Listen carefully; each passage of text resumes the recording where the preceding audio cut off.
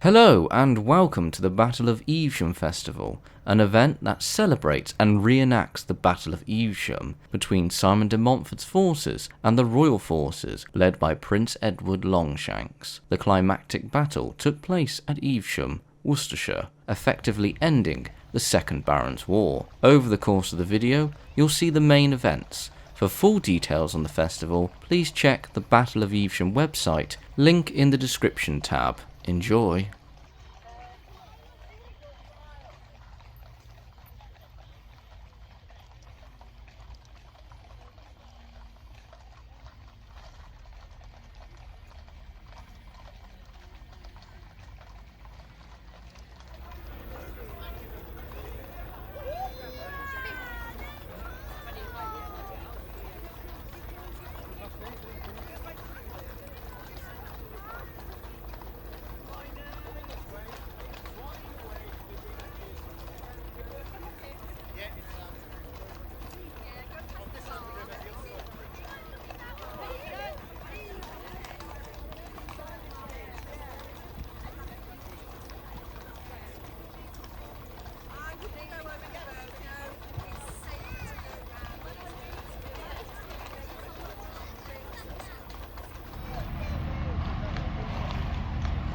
Prince of the King!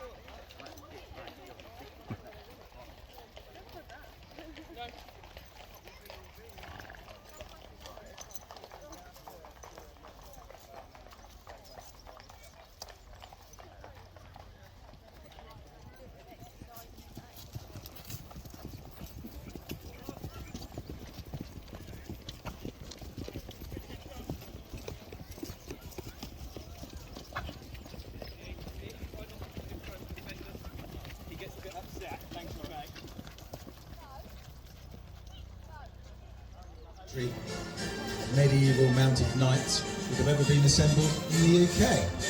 The only larger number of medieval knights that have taken the field here is at the Battle of Hastings in 1066, but their kit is not as flashy as these chaps, because by the time we get to the mid-13th century, the art of heraldry is at its height. So every knight is identified by his particular style of arms and devices on his surcoat and on his shield and on the horse's caparison.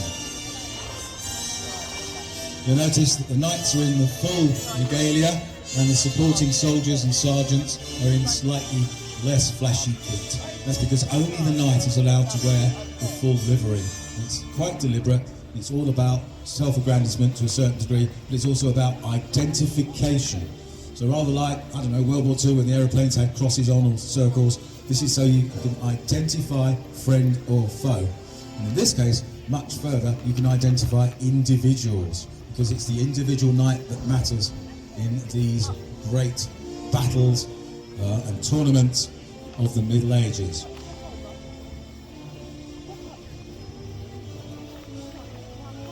I'm going to be handing the microphone over very shortly to Philip Pembridge, and he's going to be narrating whilst riding into it goes bang and they don't blink an eyelid, and then someone takes a pocket handkerchief out in the crowd and waves it and they go mad.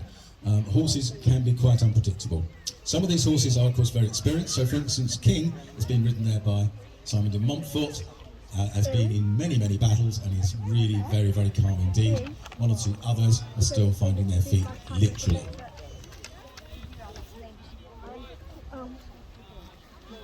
Now, in medieval times, a group of horsemen like this would form something called a conroy. A conroy was basically a company of cavalry, and it could be various sizes, anything from a dozen to about 30, generally speaking, maybe more sometimes. It was all very improvised.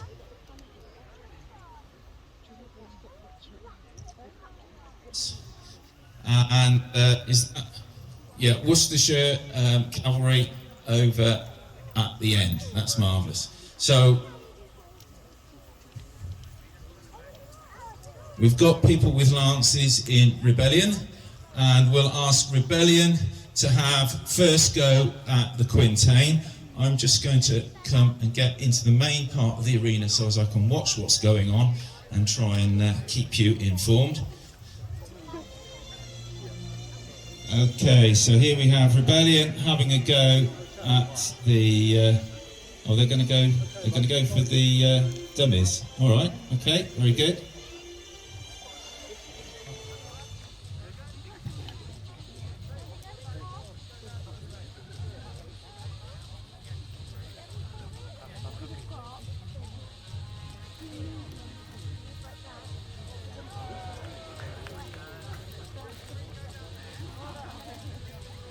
Excellent.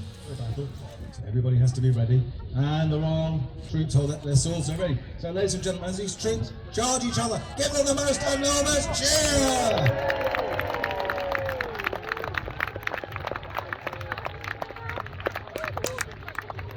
Oh, one of them's down. So, as before, we do a 3, 2, 1, and then we do trebuchet. So, 3, 2, 1, trebuchet!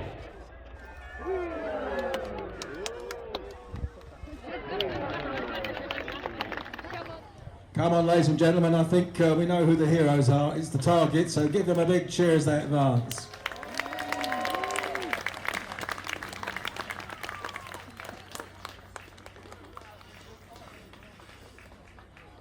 Oh, they're being sneaky, the archers. They're waiting till they're really getting close. This is not going to be nice.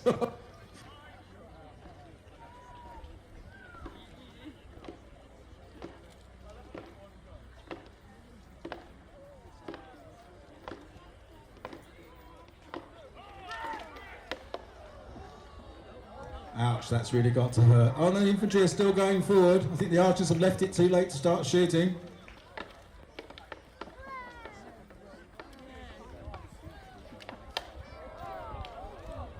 Oh, more down. We've got 2 survivors that have got amongst the longbowmen. It's just not enough to beat them. So, ladies and gentlemen, the archers have... forces. Thought to be near, but where? And link up with his son, Simon the Younger. And here indeed, ladies and gentlemen, we have Prince Edward and the Royal Army on march to Evesham. Give them a huge cheer.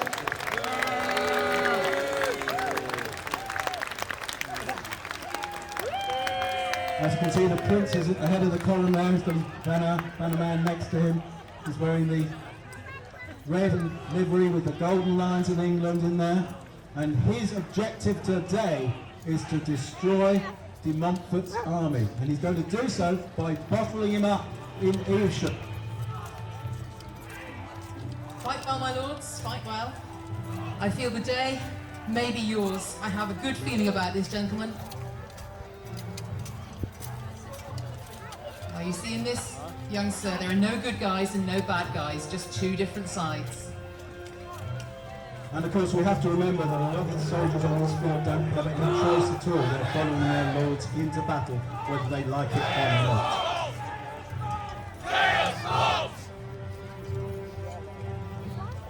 For God and Henry! For God and Henry! Day your Dex vote. God wills. God wills right. God has the king, his sights, and God wills that are going to end up the day with the monarch back on the throne and with the usurper, Simon de Montfort, clearly not. So Edward has halted his cavalry, and I think he's going to greet the infantry as they march past into battle positions. And Roger de Mortimer is leading the Royal Army there. He will play a very crucial role in the battle that is about to unfold. You'll notice a number of these knights have French names. You've got de Clare, you've got de Mortimer. Simon de Montfort. Well, we know de Montfort's barb chickens at the church tower and speed on men who were approaching. They thought initially that it was Simon the Younger coming with reinforcements because of course they'd taken the banners the previous day at Kenilworth, and then he realized, of course, that it was the royal troops flying their own banners, and he's alleged to have said something along the lines of, "We are done, you know, the day is not going to be ours."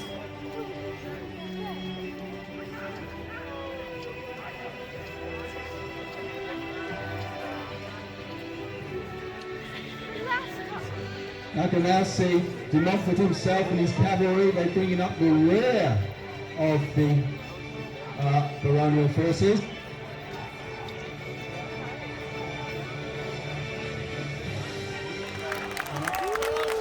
De Montfort there running along in the back of the army. Give him a enormous cheer!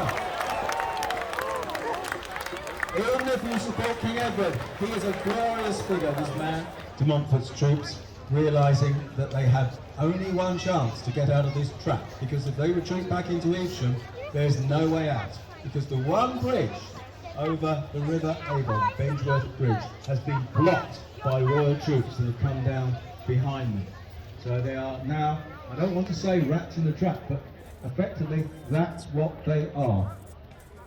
They probably don't know, though, that King Edward has issued this order not to show any mercy. So they probably think we might stand a chance in this battle if we get captured or if we manage to fight our way out.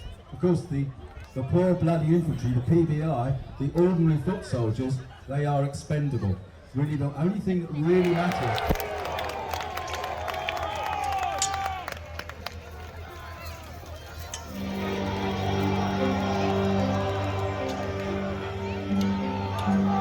The infantry very sensibly standing back and letting the cavalry get on with it.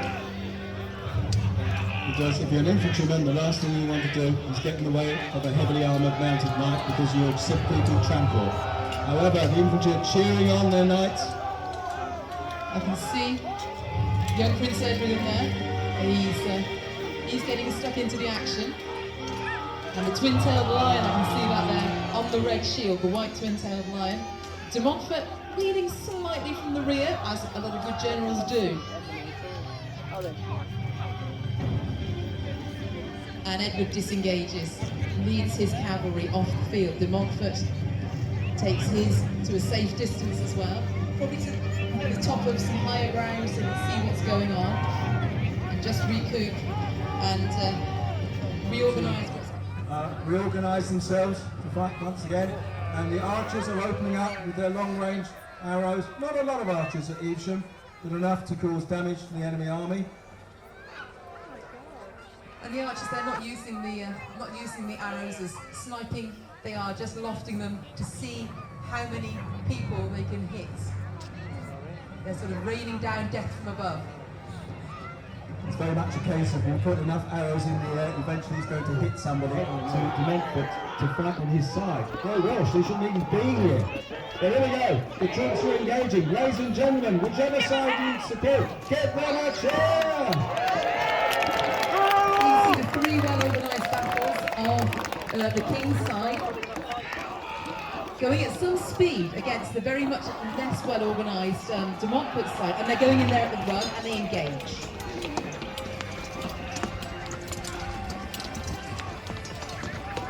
And the King's side, of course, having been given the instructions, no mercy, no quarter to be given. That is very, very unusual in battles of this time.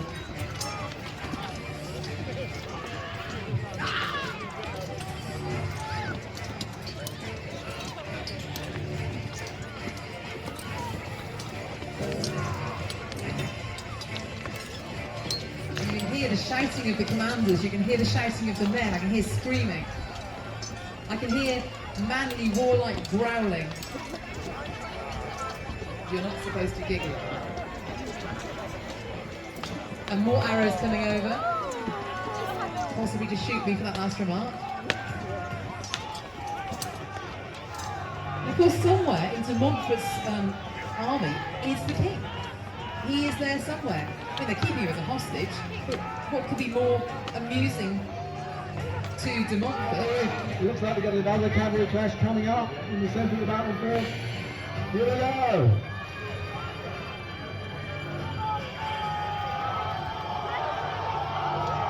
The army's crying out, de Montfort or Henry or Edward support their side. De Montfort seem to be the loudest side so far. So ladies and gentlemen, if you would like to support Simon de Montfort's army in this horrendous battle, match the royal troops man for man. This is not how I would do it.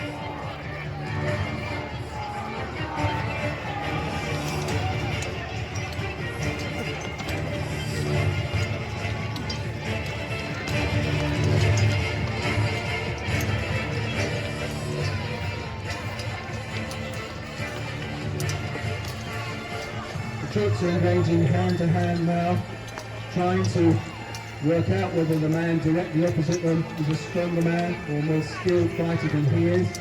Those troops that are inexperienced will be trying to hang back a bit. Those that are experienced fighters will be getting stuck in, each trying to get the advantage over the other side. Not good troops there are forming into one solid arrowhead mass, and the right-hand division to Montfort's troops are closing up into the middle. Edward's troops realise this is happening and they're swinging round, because if you swing round you can crack that boar's snout open if it doesn't succeed in punching through. This could go either way. A very easy way of stopping a boar snout, easy relative term, is to hit it from the side, take the impact, take the momentum out of it.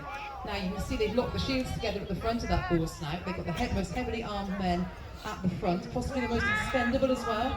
The speed they're going to go across the field, the front men should be able to lift their feet up and still be carried along by momentum of the boar snout itself. And the boar snout is going forward. Look at this, ladies and gentlemen, something you don't see every day. Give them a cheer! Is it going to crack straight? Oh! And it's crashed straight into the royal centre. And the centre is holding, but they're being pushed back. That boar snout didn't succeed. It didn't do what it was supposed to do. The royal centre's held well, and it's now degenerating into hand-to-hand fighting. Now look, this flank here now coming around and circling around the back of de Montfort's troops. This is very bad news indeed. They are, to coin the expression, about to roll them up like a carpet. Well, de Montfort needs to get his troops out there quickly and reform and try again perhaps. But if they stay there, they are really in danger of being surrounded. And of course, once your battle is surrounded, you mincemeat. It's as simple as that. There is no coming back from that.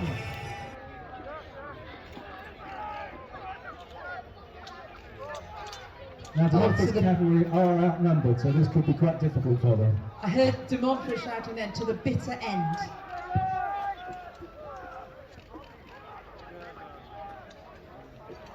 I don't know how de Montfort thinks he can win this battle though, because the Royal Infantry have been steady as a rock, and the Royal Cavalry... The King is there, King Henry is there shouting, I am Henry of Winchester. King, in sort of true, as Harry would say, Flashman style, Harry Flashman style. I am your king, I am Henry of Winchester, do not kill me. Unfortunately for him, they listened. De Montfort, I think he's down. I think he's been surrounded by his enemy. He's been cut down to the ground, but he's still on his feet.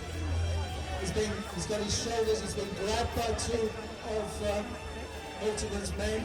I hear a shout from the royalist lines. We have the king.